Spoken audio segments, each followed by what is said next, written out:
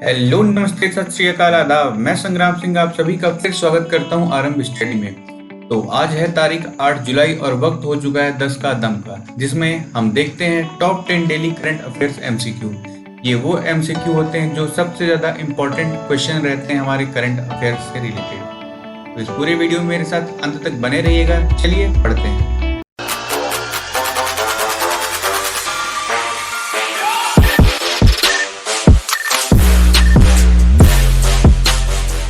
शुरू करने से पहले मैं आपको इंस्ट्रक्शंस देना चाहूंगा। तो आपके इंस्ट्रक्शंस ऐसे हैं कि आप वीडियो को पॉज करेंगे क्वेश्चन और ऑप्शन पढ़ने के बाद, एंड उसके बाद अपने आंसर को अपने कॉपी में या फिर मन में कहीं पे भी एक जगह नोट कर लें। देन उसके बाद अपने टोटल स्कोर को लास्ट में मैच करें और फिर देखें आप में कितना है दम इन 10 क्वेश्चन से रिलेटेड। आप अपने स्कोर को कमेंट बॉक्स में जरूर दें। तो चलिए बढ़ते हैं अपने पहले क्वेश्चन की ओर। तो पहला क्वेश्चन है, विच is the largest butterfly in India. तो आज मौजूदा समय में सबसे बड़ी बटरफ्लाई भारत में यानी सबसे बड़ी तितली कौन सी है? Option A skippers, option B metal marks, option C golden birdwing and then option D southern birdwing. यानी इन चारों में से सबसे बड़ी तितली कौन सी है? तो देखते हैं इसका आंसर क्या है। इसका आंसर है option C golden birdwing. तो ये एक हिमालयन बटरफ्लाई है जिसका नाम गोल्डन बर्ड विंग है। इसे ट्राइडियस आइकस भी कहते हैं। तो ये इसका साइंटिफिक नेम हो गया ट्राइडस आइकस। एंड देन ये कहाँ पे पब्लिश हुआ है? तो एक होती है बायो नोट्स, एक पब्लिश करती है एक संस्था है जो कि एक न्यूज़ लेटर देती है जिसमें रहता है कि जो रिसर्च वगैरह किया उसने न्यूज़ लाइफ फॉर्म्स रिलेटेड, तो उसमें पब्लिश करती है जो उसने पूरा रिसर्च किया है। तो उस रिसर्च में न्यूज़ आई है कि जो गोल्डन बर्ड विंग है वह फिलहाल सबसे बड़ी है। तो अभी तक पिछले 88 साल से सदर्न बर्ड विंग को सबसे बड़ी लार्जेस्ट बटरफ्लाई कंसिडर किया जाता था, बट अब कौन सी हो गई? Golden birdwing. तो ये था इंपॉर्टेंट क्वेश्चन। चलिए बढ़ते हैं अपने नेक्स्ट क्वेश्चन की ओर। नेक्स्ट क्वेश्चन है, under the mission fill in the blanks a goods train was run at a speed of 100 kilometre per hour in Lucknow. यानी फिल इन द ब्लैंक्स में आपको आंसर देना है कि एक मिशन रेलवे ने बनाया है जिसके अंतर्गत एक मालगाड़ी को लखनऊ में 100 किलोमीटर प्रति घंटे की रफ्तार से दौड़ाया गया, चलाई गई मालगाड़ी को। तो उस मिशन का नाम क्या है? तो ऑप्शन ए है तेज मिशन, ऑप्शन बी गति मिशन, ऑप्शन सी रफ्तार एंड देन ऑप्शन डी शीघ्र। इन चारों में क्या है? तो चलिए देख लेते हैं क्या है इसका आंसर। तो करेक्ट आंसर है ऑप्शन डी शीघ्र। तो शीघ्र मतलब इंग्लिश में जल्दी ही होता है, फास्ट ही होता है, अर्ली होता है, मतलब स्पीड से रिलेटेड ही है ये। तो इसमें क्या किया है रेलवे ने, अभी तक तो यात्री जो गाड़ियां हैं उनको बढ़ाने की कोशिश कर रही थी स्पीड, बट इस टाइम मालगाड़ी यानी जिसमें हम सामान ढोते हैं, कोयला हो गया, सीमेंट हो गया, तो इनकी स्पीड इंप्रूव करने की बात इसमें की गई है। तो इसकी स्पीड क्या थी? 100 किलोमीटर पर आवर, यानी जो मिशन बनाया गया तो उसमें। तो इसको जानकारी कहाँ पे दी? अपने जो रेलवे मिनिस्टर हैं पीयूष गोयल जी, उन्होंने एक वीडियो शेयर किया जिसमें दिखाया कि कैसे ट्रेन ये गई थी। तो इस समय रेलवे का सबसे ज़्यादा एम्फेसिस कहाँ पे? स्पीड ऑफ ट्रेन, यानी faster delivery of the goods, जिससे एक जगह से दूसरे जगह सामान अच्छे से पहुंच सके। तो बढ़ते हैं अपने नेक्स्ट क्वेश्चन की ओर। When was Dalai Lama left Tibet after the Chinese invasion of Tibet. तो हम क्या करते हैं कि करंट से रिलेटेड चीज़ को अपने मॉडर्न हिस्ट्री, अपने इंडिपेंडेंट हिस्ट्री, सारी इतिहास और ज्योग्राफी इससे रिलेटेड करके पढ़ते हैं। तो ये क्वेश्चन जो कि पोस्ट इंडिपेंडेंट इंडिया का है उसका करंट में क्या सिग्निफिकेंस है उसको लिंक करके देखेंगे। तो ऑप्शन ए, यानी क्वेश्चन देख लेते हैं हिंदी में, दलाई लामा ने तिब्बत पर चीनी आक्रमण के बाद तिब्बत कब छोड़ा था? तो ऑप्शन ए है 1962, ऑप्शन बी 1959 में, ऑप्शन सी 1947 में, देन ऑप्शन डी 1950 में। तो देख लेते हैं क्या है इसका आंसर। तो इसका आंसर 1959। तो अभी हाल ही में 6 जुलाई को जो तिब्बत के स्पिरिचुअल लीडर हैं दलाई लामा, तो उनका 85th बर्थडे था। तो ये काफ़ी न्यूज़ में थे। तो यूएस ने थैंक किया इंडिया को दलाई लामा को 1959 से आज तक इंडिया में रखने के लिए। तो उन्हें बधाई दिया है यूएस ने। अब ये इशू क्या है कि जब चाइना ने तिब्बत पे अटैक किया था after the independence of India, यानी जब 1958 के आसपास तिब्बत पे अटैक करने वाला था चाइना। तिब्बत के जो मेन लीडर थे, जो स्पिरिचुअल लीडर को वहाँ का मेन हेड माना जाता है, तो वो थे दलाई लामा। तो वो वहाँ से आके इंडिया में रह जाते हैं। तो इससे क्या होता है कि इंडिया में इनको शरण मिल गई थी तिब्बत के लीडर दलाई लामा को। तो चाइना से काफ़ी ज़्यादा इसी पे विवाद हुआ, फिर जो फाइनल लीड किया इंडिया और चाइना वॉर पे हुआ था। तो इसलिए तिब्बत के नाम पे ही चाइना भड़क जाता है, तो इसलिए ये इशू ज़्यादा इम्पोर्टेंट बन जाता है। तो दलाई लामा ने 1959 में तिब्बत छोड़ दिया था जब चाइना ने तिब्बत पे कब्जा कर लिया था। तो जो तिब्बतन गवर्नमेंट इन एग्जाइल है, जो निर्वासित सरकार, यानी हम तिब्बत में रह के नहीं, तिब्बत से बाहर रह के एक रिप्रेजेंटेशन देंगे कि हम एक सरकार चला रहे हैं तिब्बत के लोगों के लिए। तो ये ऑपरेट करती है धर्मशाला, हिमाचल प्रदेश है। तो धर्मशाला एक डिस्ट्रिक्ट है हिमाचल प्रदेश में, तो वहाँ से निर्वासित सरकार तिब्बत की काम करती है। आज मौजूदा समय में 1.5 लाख से ज़्यादा तिब्बती भारत में रह रहे हैं। तो ये था थर्ड क्वेश्चन का आंसर। चलिए बढ़ते हैं अपने नेक्स्ट क्वेश्चन की ओर। कोरोना का टाइम है तो हर दिन एक नए क्वेश्चन कोरोना से रिलेटेड फिक्स ही है आपके लिए, क्योंकि इसके खिलाफ कुछ हो ही नहीं रहा है। Which company has get permission from DCGI to produce a generic version of remdesivir? यानी किस कंपनी को रेमडेसिविर के जेनरिक संस्करण के निर्माण के लिए कंपनी को DCGI से अनुमति मिली है? तो इसमें क्या है जेनरिक संस्करण, इसको हम इसके आंसर में देखेंगे, बट आप देख लेते हैं क्या है इसके ऑप्शन।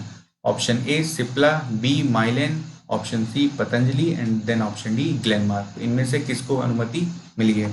चलिए देख लेते हैं इसका आंसर। तो इसका आंसर है माइलेन। तो माइलेन कंपनी को अप्रूवल मिला है drug controller general of India, यानी जितनी भी दवाई का ट्रायल करना है और इसमें किसको अप्रूवल देना है, क्या इसकी बेनिफिट्स हैं, सब कुछ देखने का काम DCGI का होता है। फुल फॉर्म इंपॉर्टेंट हो जाता है आपके लिए। अब इसमें क्या है इशू, तो जो रेमडेसिविर है यह काफ़ी महंगी दवाई है यूएस की। तो इसका जो सस्ता वर्जन होता है, कॉपीड वर्जन, थोड़ा कम इफेक्टिव, हल्का था, तो उसको माइलेन को परमिशन मिल गई है कि आप बना सकते हैं इंडिया के पेशेंट के लिए। इंडिया में इसको 4800 रुपये के आसपास लाया जा रहा है। तो जो माइलेन कंपनी है second largest company in the world जो जेनरिक की दवाइयाँ बनाता है। यानी आप जैसे आप इंडिया और अमेरिका के बीच में देखेंगे कि काफ़ी इशू चलता रहता है फार्मा कंपनीज के बीच में कि वहाँ की महंगी दवाइयों को यहाँ पे जेनरिक सस्ती करके बेच दिया जाता है। ये भी एक जेनरिक दवाई आई है। चलिए देख लेते हैं अपना नेक्स्ट क्वेश्चन, 5th नंबर। तो ये काफ़ी अलग सा क्वेश्चन आया है। तो इसमें क्या है कि एक आदमी को अपॉइंट किया गया फर्स्ट चेयरमैन ऑफ IFSCA। तो ये IFSCA क्या है? तो इसमें किसी को फर्स्ट चेयरमैन, प्रथम अध्यक्ष नियुक्त किया गया है। तो आपके ऑप्शन है Raghuram Rajan, B Ajit Doval, option C Shaktikanta Das and option D Injeti Srinivas. इसमें से किसको अपॉइंट किया गया है देख लेते हैं। चलिए, तो ऑप्शन आपका डी इंजेती श्रीनिवास, इनको अपॉइंट किया गया है IAS जो रिटायर थे इसका चेयरमैन। तो ये क्या है IFSCA, तो international financial service centre authority, 6 जुलाई को इनको अपॉइंट किया गया था। तो इसमें क्या है कि यह एक एकीकृत प्राधिकरण है, मतलब एक संस्था ऐसी है जिसमें कई सारी संस्थाओं को मिला के बना दिया गया। तो उसमें किनको मिलाया गया? जो वित्तीय सेवाएं केंद्र देते थे फॉरेन में, जो इंटरनेशनल फाइनेंशियल सर्विसेज दिया करते थे, तो उनको मिला के एक यूनिफाइड अथॉरिटी बना के जो उनको रेगुलेट करेगा। तो ये थे अपने इंजेती श्रीनिवास, जिनको IFSCA का चेयरमैन, फर्स्ट चेयरमैन अपॉइंटेड किया गया था। नहीं, ये इंपॉर्टेंट बन जाता है आपके लिए, फर्स्ट चेयरमैन कौन था। चलिए देख लेते हैं question number 6। Where did PM Modi go to increase the moral of the army in Leh? हाल ही में लेह लद्दाख में मोदी जी अपने प्रधानमंत्री अचानक से गए और सबको चौंका दिया। वहाँ पे सेना का मोरल, मनोबल बढ़ाया और काफ़ी अच्छा भाषण दिया, जहाँ से पूरे देश को एक उम्मीद लगी कि आज भारत अपनी भूमि बचाने के लिए काफ़ी सक्षम है। तो देख लेते हैं मोदी जी पर्टिकुलर लेह में कहाँ गए थे। तो option A Nimu, option B Galwan valley, option C Pangong Tso lake and then option D LAC। तो इनमें से चारों में कहाँ पे गए थे? चलिए देख लेते हैं इसका आंसर। तो इसका आंसर है नीमू। तो नरेंद्र मोदी हैड विजिटेड नीमू। तो ये एक नीमू छोटी सी जगह है जहाँ पे मोदी जी गए थे। तो वहाँ का इम्पोर्टेंस ये है कि वहाँ पे एक 3 नई ब्रिजेस बना रहा है बॉर्डर रोड ऑर्गेनाइजेशन, जो कि बॉर्डर पे सड़कों वगैरह का काम करता है। तो ये इम्पोर्टेंट इसलिए हो जाता है क्योंकि बॉर्डर पे इंडिया काफ़ी स्पीड रैपिडली अपने इंफ्रास्ट्रक्चर को डेवलप कर रहा है। कि हाल फिलहाल जैसे अभी चाइना ने भारत के लिए मुसीबतें खड़ी कर दी थी, अगर फ्यूचर में ऐसा कुछ होता है तो वहाँ पे अपनी एक्सेस जल्द से जल्द हो सके। तो वहाँ पे एक बेली ब्रिज थी जो कि केवल सिर्फ 24 टन के व्हीकल्स के लिए यूज किया जाता था, उसे पूरी तरह से बदल के 70 टन के व्हीकल्स उसमें अब जा सकते हैं। तो ये है नीमू से रिलेटेड न्यूज। तो नीमू कहाँ है? लेह में, जहाँ पे मोदी जी गए थे। चलिए देख लेते हैं क्वेश्चन नंबर 7 क्या है। तो how does bubonic plague spread? तो एक नई बीमारी आई जिसका नाम है बुबोनिक प्लेग। तो ये कैसे फैलता है? जैसे अपना कोरोना वायरस से फैलता है, फ्लू है वायरस, फ्लू है, इन्फ्लुएंजा है, तो उस तरह से बुबोनिक प्लेग कैसे फैलता है? तो option A bacteria, B virus, C fungus and then D none of the above. यानी जीवाणु से फैलता है कि वायरस से फैलता है कि फंक्शन से फैलता है या फिर इनमें से किसी नहीं कोई और है तो वो उससे फैलता है। तो देख लेते हैं इसका क्या है आंसर। इसका आंसर है ऑप्शन ए बैक्टीरिया। तो ये बैक्टीरियल इन्फेक्शन है। तो ये कहाँ पे सबसे पहले डिटेक्ट किया गया है? वही अपना चाइना।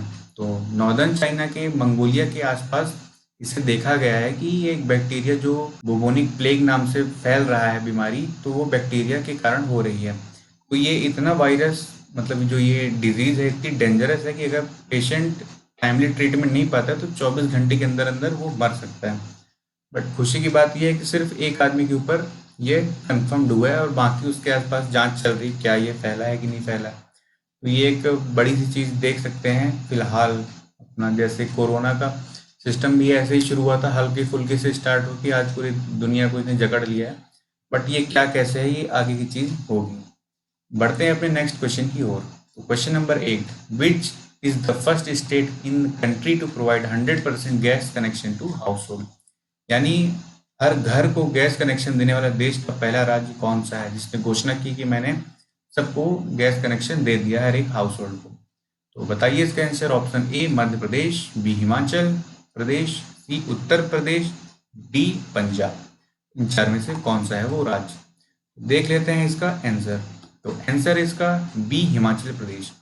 तो जो फ्री गैस कनेक्शन एक योजना मोदी सरकार की थी उज्ज्वला स्कीम के अंतर्गत, उसके अंतर्गत हिमाचल प्रदेश ने सबको कवर करके दे दिया है कि अब हमारे यहाँ ऐसा कोई भी आदमी जिसको हमने गैस नहीं दिया हो, अब लकड़ी से बना वो आप जानो, बट हमने तो दे दिया है, ऐसा तो इन्होंने कह दिया है।